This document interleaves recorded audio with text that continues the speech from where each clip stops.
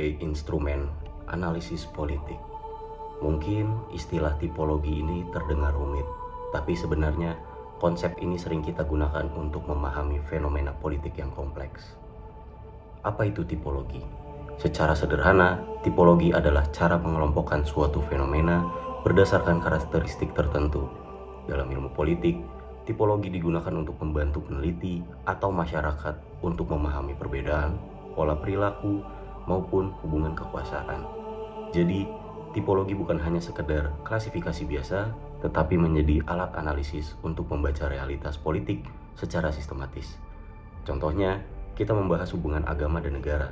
Para ilmuwan politik membuat beberapa tipologi seperti negara sekuler, negara agama, dan negara yang memadukan keduanya.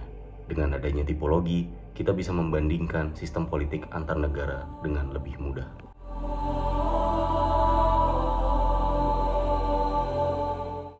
Mengapa tipologi penting dalam analisis politik?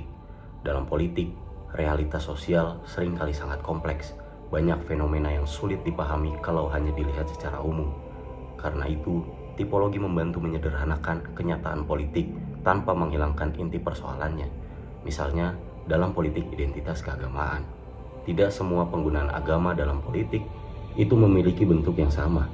Ada yang digunakan sebagai identitas budaya, ada yang menjadi alat mobilisasi massa, dan ada juga yang dipakai untuk memperoleh legitimasi kekuasaan. Catat itu, amin menang wajib, amin kalah dosa. Quran surah Al-Qasas ayat 26. Quran.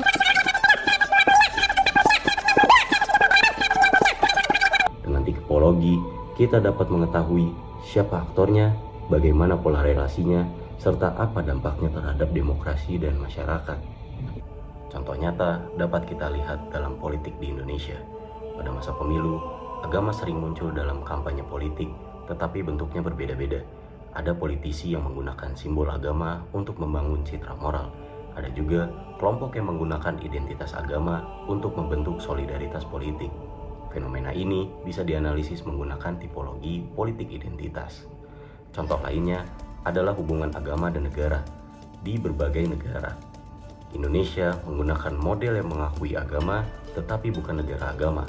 Prancis cenderung menerapkan sekularisme yang ketat, sedangkan Iran menerapkan sistem politik yang sangat dipengaruhi oleh otoritas agama. Dari sini, kita bisa melihat bahwa tipologi membantu kita memahami mengapa kebijakan dan dinamika politik setiap negara itu berbeda.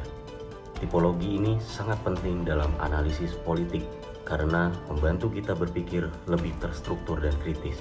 Tetapi, tipologi juga memiliki keterbatasan. Kadang-kadang, realitas politik tidak selalu bisa dimasukkan ke dalam suatu kategori tertentu. Politik bersifat dinamis dan terus berubah. Misalnya, sebuah negara bisa terlihat sekuler secara konstitusi, tetapi praktiknya politik tetap dipengaruhi di agama. Karena itu, tipologi sebaiknya digunakan sebagai alat bantu analisis, bukan sebagai kebenaran mutlak.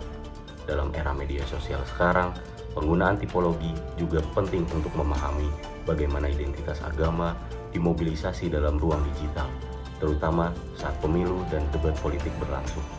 Kesimpulannya, tipologi merupakan instrumen penting dalam analisis politik karena membantu mengelompokkan dan memahami fenomena politik secara sistematis. Melalui tipologi, kita dapat melihat pola hubungan agama, kekuasaan, dan masyarakat dengan lebih jelas.